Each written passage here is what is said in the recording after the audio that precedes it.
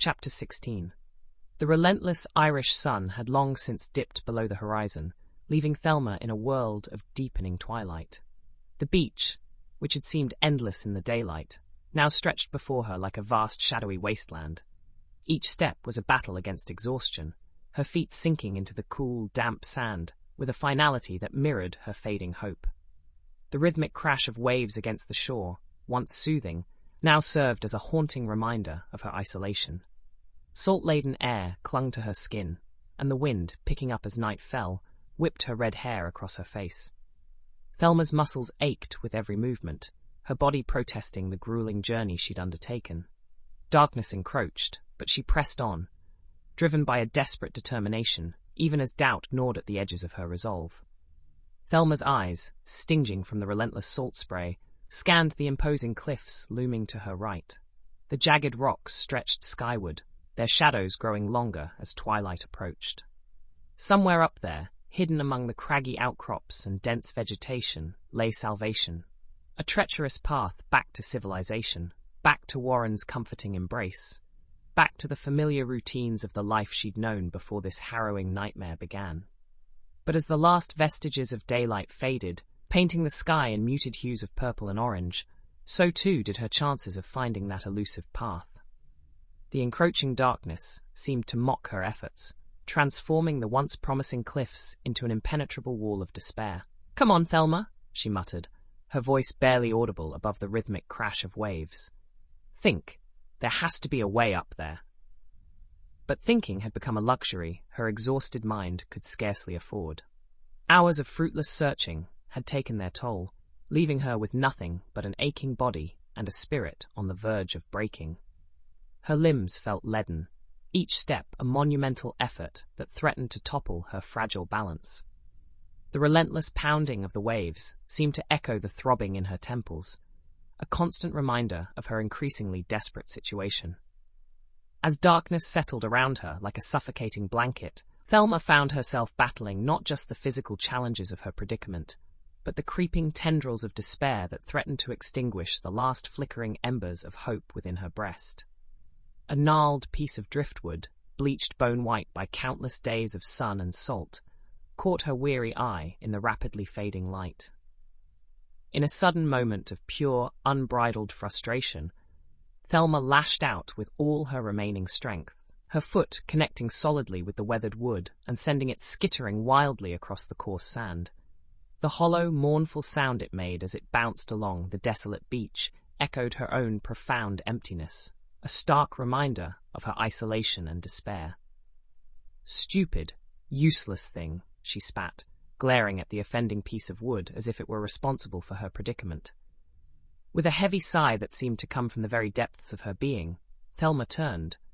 Her shoulders slumped in defeat, ready to retrace her steps yet again along the seemingly endless stretch of sand. But as she pivoted, her breath caught in her throat, and her heart skipped a beat.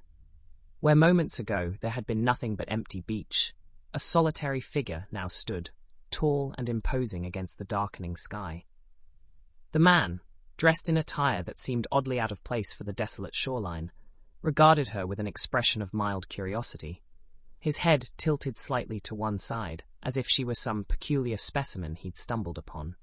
Thelma felt a chill run down her spine, her exhaustion momentarily forgotten as she stared, wide-eyed, at this unexpected intruder in her solitary world.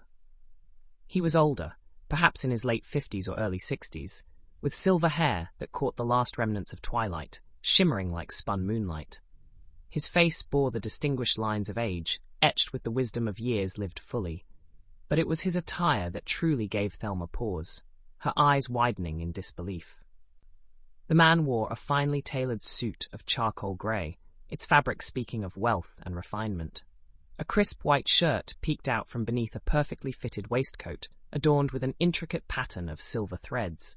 A gleaming pocket watch chain draped across his midsection, its golden links winking in the fading light. His ensemble was completed by polished leather shoes and a silk tie knotted with precision, an outfit more suited to a gentleman's club in London or a high society gathering than this desolate, windswept Irish beach. The incongruity of his presence was so stark that for a moment, Thelma wondered if her exhausted mind was playing tricks on her. For a moment, Thelma could only stare, her mind struggling to process this incongruous sight. Then, as if a dam had burst, words began to tumble from her lips in a desperate torrent. "Oh, thank God!" she cried, taking a stumbling step towards the stranger. "Please, sir, you have to help me. I've been kidnapped. I managed to escape, but now I'm lost, and I can't find my way back to anywhere." The man's eyebrows rose slightly at her outburst, but his expression remained calm, almost bemused. "My dear," he said, his voice cultured and tinged with an accent Thelma couldn't quite place, "you do seem to be in quite a state. Perhaps you'd better start at the beginning." Thelma nodded frantically, her words tripping over each other in her haste to explain. "My husband and I were here on vacation. We were visiting Hag's Head, and then these men came out of nowhere. They grabbed me, and I woke up in a cave, and I managed to get out when the tide was low, but now I can't find my way back up the cliffs, and I've been walking for hours, and—" The man held up a hand, stemming the flow of her words. "Slow down, my dear. Take a breath. Now, you say you've been kidnapped?" "Yes," Thelma exclaimed, relief flooding through her at being believed. "Please, can you help me? Is there a town nearby, or a phone? I need to contact the police, and my husband, oh God, Warren must be frantic by now." The stranger's lips curved into a smile that, in her desperation, Thelma failed to notice didn't quite reach his eyes. "Of course I can help you, my dear. As it happens, I know these parts quite well. If you'll follow me, I can lead you back to civilization." Thelma's knees nearly buckled with relief. Without thinking, she threw her arms around the man in a grateful embrace. "Thank you," she breathed, her voice thick with emotion. "Thank you so much." As they began to walk, Thelma's mind whirled with questions. How had this man come to be here? Why was he so well dressed? But in her relief, she pushed these thoughts aside, focusing instead on putting one foot in front of the other. After a few minutes of silent walking, Thelma's curiosity got the better of her. "I hope you don't mind me asking," she ventured, "but you seem a bit overdressed for a walk on the beach." The man chuckled, a sound that in other circumstances might have been warm and reassuring. "Ah, yes, well, to tell you the truth, my dear, I wasn't exactly out for a casual stroll." Thelma, steps faltered slightly. "Oh, what do you mean?" The man stopped walking and turned to face her fully. In the deepening darkness, his features seemed to sharpen, taking on a predatory cast that sent a chill down Thelma's spine. "What I mean, Mrs. Bishop," he said, his voice losing all pretense of warmth, "is that I was looking for you." Thelma's heart began to race, her instincts screaming at her to run.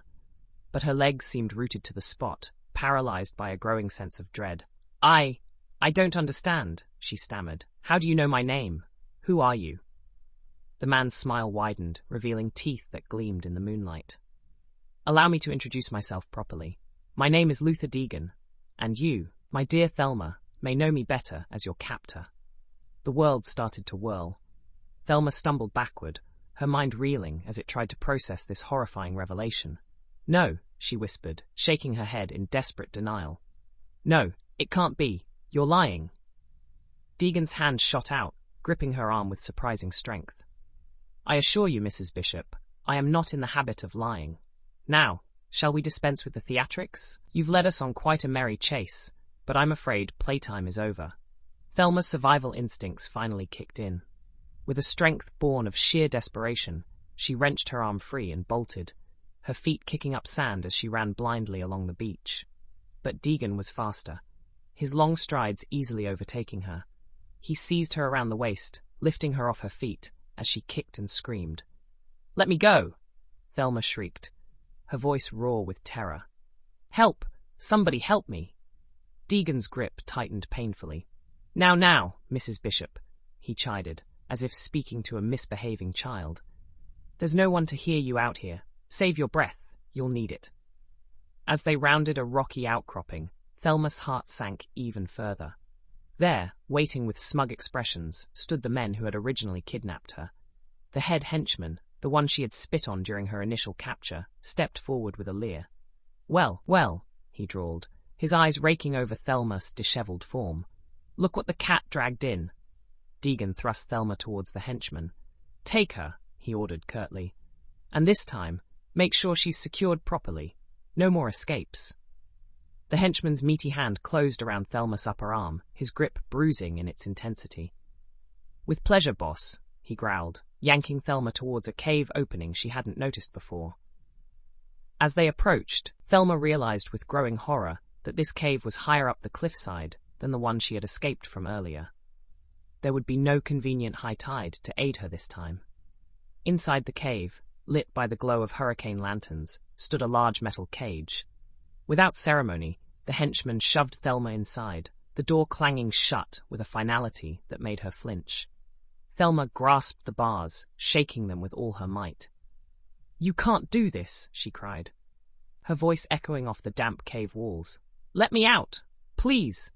The henchman merely chuckled, the sound sending shivers down Thelma's spine. As he turned to walk away, Thelma's desperation reached new heights. She began to scream, her voice rising to a pitch that hurt her own ears. "Help! Somebody help me! Warren, anyone!" Deegan appeared at the entrance to the cave, his expression one of mild annoyance. "That's quite enough of that, Mrs. Bishop," he said, striding towards the cage. "I assure you, no one can hear you over the sound of the waves. You're only wearing out your voice." Thelma's screams died in her throat, replaced by choking sobs that echoed through the damp cave. Her legs, weakened by fear and exhaustion, gave way beneath her, and she slumped unceremoniously to the cold, unforgiving floor of the cage. Her body shook violently with the force of her despair, each tremor a testament to the overwhelming hopelessness that engulfed her. Tears streamed down her face, leaving glistening trails on her dirt-smudged cheeks as she curled into herself, seeking some semblance of comfort in this nightmarish situation. Deegan watched her for a moment, his face impassive. Then, seemingly satisfied that she was sufficiently subdued, he turned to the henchman. "Keep a close eye on her," he instructed. "We can't afford any more mishaps. It's crucial that she's here and unharmed when the relic arrives." The henchman nodded, a gleam of cruel anticipation in his eyes. "Don't worry, boss. She ain't going nowhere this time." As Deegan's footsteps faded away, Thelma hugged her legs tighter, her mind reeling. What relic were they talking about? And what did it have to do with her? But as the cold of the cave seeped into her bones and the reality of her situation truly sank in, these questions faded into the background. In their place, a single, desperate thought took hold. What was she going to do now?